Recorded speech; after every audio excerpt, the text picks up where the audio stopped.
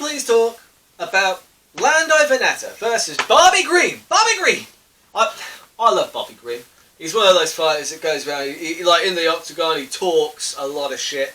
Do you know what I mean? He's constantly talking to his opponents. Well, when he's confident, when he's feeling himself, right? That's something that I'm going to get into here, because this is a fight that's... It could well be fight of the night. I mean, I think it was fight of the night the last time they fought back at UFC 216. That was a little while ago. They fought to a draw. However, I would note, the only reason they fought to a draw was because Lando Vannata was deducted a point in the first round for a quote-unquote illegal knee, right? But when you watch the replays back, he didn't actually, the knee didn't actually land. He kind of he went to throw it thinking that Green was getting back to his feet, and then when he noticed he wasn't getting back to his feet, he tried to pull back out of it, and effectively did, because the only thing that really hit anything was his hip, and so it looked like an illegal shot. They stopped the action, they deducted a point, and then they ended up fighting to a draw. But it was a spectacularly good fight, right? In the first round, what I took away from their first fight was, in the first round, Vannata was really picking Bobby Green apart. He nearly finished him twice. He almost got a submission. Like I said, it was interrupted by the quote-unquote illegal shot. But yeah, the first round they got reduced to a 9-9. That should have been a 10-9 to Vannata, really, because he looked really good in that first round, right? Now, he nearly finished Bobby Green, mostly because Bobby Green, he tends to get hit quite a lot because he likes to shoulder roll, right? The boxer James Toney, he's always calling people princess and just and doing the old shoulder roll. The shoulder roll is a great technique in boxing. In boxing, you can use it to kind of nudge those bigger gloves off your shoulder so that you're not taking clean shots. Doesn't really work with the smaller, like, what do they use, 8-ounce gloves, 6-ounce gloves, in MMA, the smaller gloves. The shoulder roll doesn't really work, so when Bobby Green tries to go and, like, do his shoulder roll, he usually just ends up getting smacked in the face, which is not ideal in a mixed martial arts contest.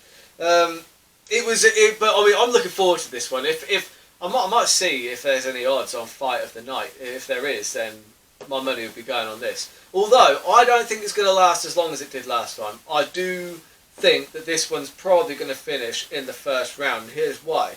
Our good friend Chael Sonnen, his theory usually holds up. He always said, if two fighters are having a rematch, the same thing will happen, only faster, and the younger guy will win. Well, the younger guy is Lando Vannata, and as I mentioned earlier, like he was very close to finishing Bobby Green in the first round, and in fact in the second round.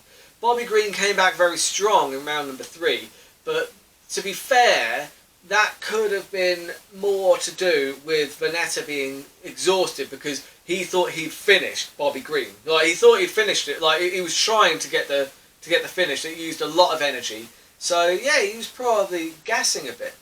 And like I say, I just feel like if they rematch, I think that Vannata's going to find his rhythm faster. He's probably not going to be forward into trying to finish him quite as desperately, because he knows that Bobby Green is hard to finish. He's tough as old boots as Bobby Green. But I do think he's going to absorb all that information. I do see Lando Vannata getting the finish. Now, whether it's knockout or submission is what I'm kind of undecided on, because he went for both in their first fight, So I've gone with the double chance. The double chance on the submission and the knockout is 3.75. That's some pretty good odds there. It's not bad at all. So apologize, my phone's ringing over there. But yeah, because other than that, you've got like Vannata for the knockout or the KO, for the knockout TKO at +6. Yeah, so that's pretty good odds, to be fair. But yeah, I just feel like whichever one I bet on, be it the submission or the knockout, the other one's probably going to happen. So I thought, you know what, hedge my bets. 3.75. That's a decent price. I do think it's very likely Lando Vannata gets the finish, so that's what I'm going for. But I mean, Bobby Green, you can't count him out, and it depends how confident he feels. Bobby Green is a confidence fighter. If he goes in there with confidence, I think it could be a different fight, and he might have some confidence. He just beat Clay Guida, so it's going to be interesting, but I would say the safest bet for me is Lando Vannata to get the finish, and I have put that together with an absolutely disgraceful accumulator, which is Shabazian to win, obviously Vannata to get the finish, and Randy Brown to get the submission.